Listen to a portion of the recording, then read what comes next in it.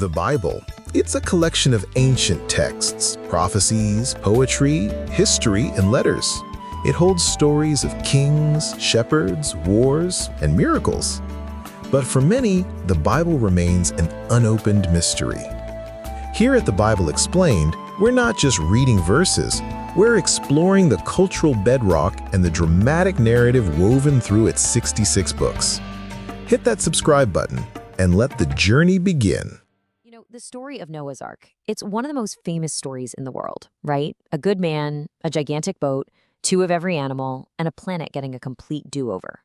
For millions, it's a foundational story about judgment and salvation. But simmering just beneath the surface of this tale we all think we know is a really deep and fascinating debate. And that's what we're going to get into. Okay, so let's dive right in. Before we even touch the debate, we've got to remember just how epic the story in the book of Genesis actually is. We're talking about a world so full of wickedness that God decides to hit the reset button, saving only Noah, his family, and a representation of all the land animals. And this wasn't just some 40-day rainstorm. The timeline in the Bible lays out a cataclysm that goes on for more than a year. And get this, the water isn't just coming from the sky, from the windows of heaven. It's also bursting up from below, from the fountains of the great deep. It's a planetary scale event. And how you read this incredible account, well, that's at the very heart of this entire discussion. So here's how we're going to break this all down. We're going to tackle 4 big questions. First, the main disagreement. Then we'll look at the case for a global flood, explore how it connects to even older stories, and finally, try to understand why this is still such a big deal today. All right, let's get right to the core of it. The whole thing really boils down to one powerful question about what this story actually is. So here's the question. Is the story of Noah's flood history, or is it a parable? And your answer to that, well, it changes absolutely everything. It changes how you read the text, how you see the world, and even how you think about the ground beneath your feet. Let's look at how 2 very different camps approach this. On one side, you have the perspective that the biblical account is a straightforward, no-nonsense description of a real event. In this view, the flood was a literal worldwide catastrophe that completely reshaped the planet. It's seen as the event responsible for creating much of the geology we see all around us today. But then, there's a totally different take. This perspective suggests the story might have started with a real but local devastating flood in ancient Mesopotamia. And over generations, the memory of that trauma was told and retold, growing into this powerful, epic story about God's relationship with humanity. So what's the actual evidence that people point to for a literal global flood? Let's dig into the arguments from that viewpoint, which pull from both the Bible itself and from geology. For those who believe in a global flood, the number one piece of evidence is the language of the Bible itself. They point out that words like all and every show up more than 60 times in the story. They argue that's not just poetic flair, it's meant to describe a total global event, not just a regional one. And this is where the textual case gets really interesting. The argument is that the details inside the story itself make a local flood idea kind of fall apart. I mean, why build a gigantic ark if people and animals could have just walked a few hundred miles to higher ground? Why would a local river flood last for over a year? And that promise with the rainbow, if it was just about local floods, well, that promise gets broken every single year. Okay, so moving beyond the text, supporters of a global flood say that an event this massive would have left some serious scars on the planet. They look to geology and the fossil record for that physical proof. This is the kind of physical evidence they point to. From this viewpoint, things like massive rock layers that span entire continents or huge fossil graveyards are seen as evidence of a single, violent, worldwide flood. The argument is that the slow, gradual processes we see today just can't explain these things. Of course, it's important to note mainstream geology offers very different explanations, attributing these features to millions of years of shifting environments and more localized events.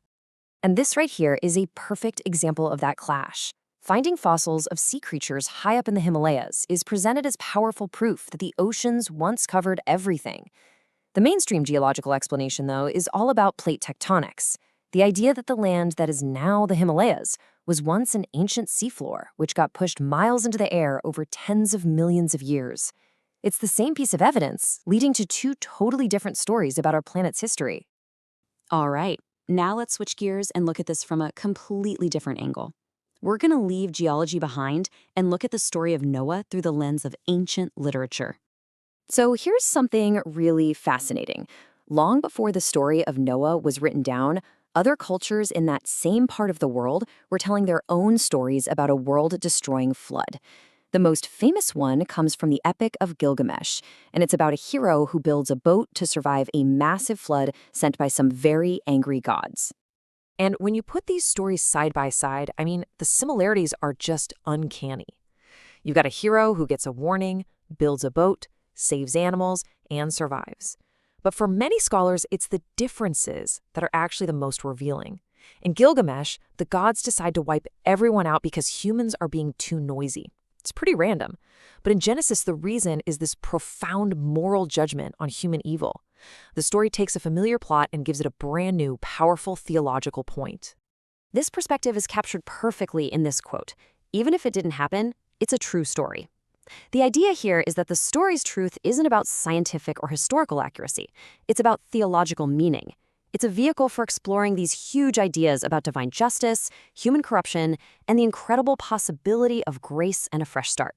It's the meaning, not the mechanics, that truly matters. So why do we still care about this today? Why does it matter so much? Because this whole debate has never really been just about a flood. It's about how we read our most sacred texts, how we understand science, and how we view history itself. Ultimately, this is a debate about how we should read the Bible. Is it first and foremost a book of history and science, whose authority depends on being literally accurate in every detail? Or is it a book of theology that uses ancient forms of storytelling to teach timeless truths about God and what it means to be human? For proponents of the global flood, it's all part of a logical chain. It connects a certain view of the Bible to a certain view of science and history. The flood is the key piece. It explains the fossil record without needing millions of years. So for them, if you question the flood, you risk calling the authority of the entire Bible into question. So we're left with this question: history or metaphor? Whether you see it as a literal record of global geology or a profound theological epic, the story of the flood has stuck with us for thousands of years. It continues to force every generation to wrestle with these timeless ideas of judgment, of survival, and the enduring promise of a new beginning. The Bible isn't just a history book. It's a living, challenging text. As you reflect on what we covered today regarding this topic, consider how this new context changes your reading of the verses. If you appreciated this breakdown, sharing it with just one friend who struggles with understanding the Bible is the best way you can support the channel. Subscribe for more, click here for your next explanation, and never stop seeking clarity. Until next time.